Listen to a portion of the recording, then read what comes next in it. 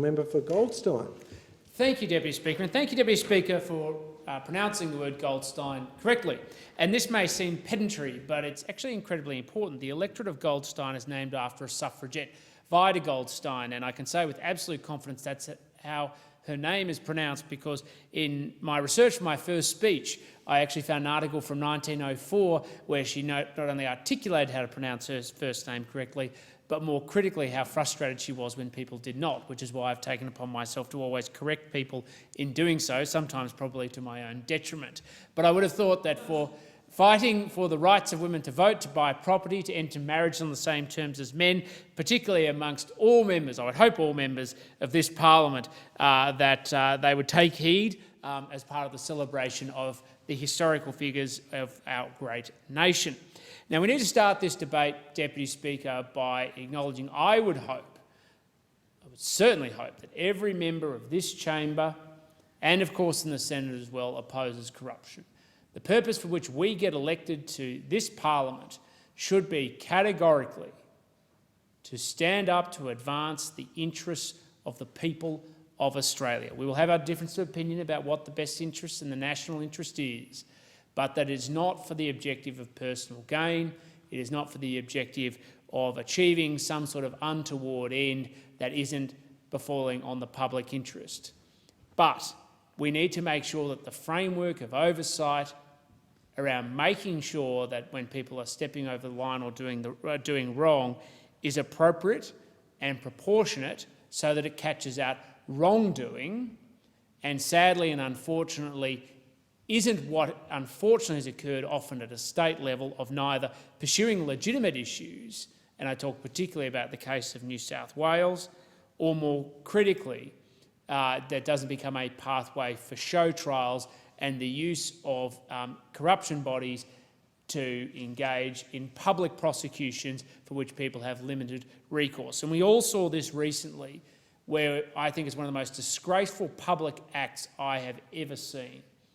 A New South Wales Premier, who was a witness, who was not a person of investigation or interest, was dragged in through a public trial. Sorry, Speaker, there's a Deputy Speaker, there's a fly flying around.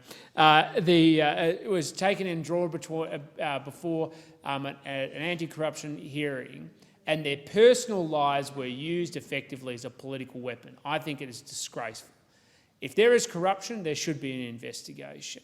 But when the police conduct a corruption an investigation of criminal behaviour, they don't do so in the full public square, because they need to build a case.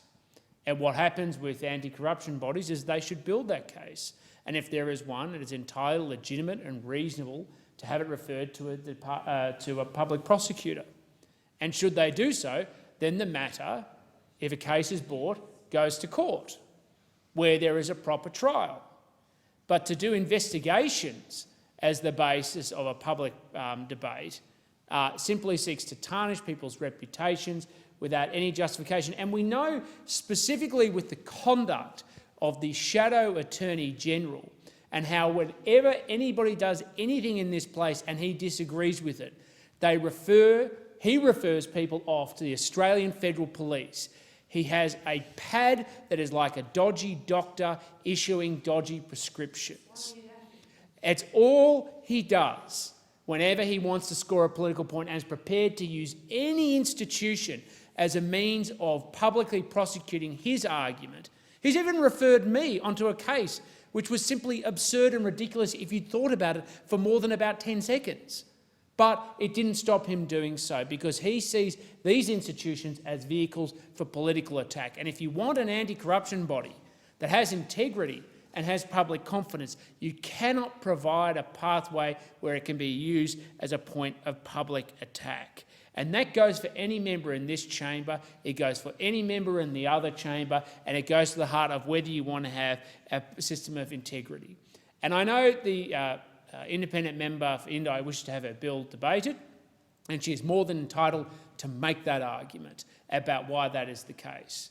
But at the same time, members of this chamber who were elected in this government went to the people of their electorates and said they would debate and negotiate and support a piece of legislation brought forward by the government. So if they want us to break the trust we took to the people, we're not just breaking the trust, the relationship we had to the people at the last election, simply to indulge when the member did not get a number of members successfully elected with her party. I thank the member.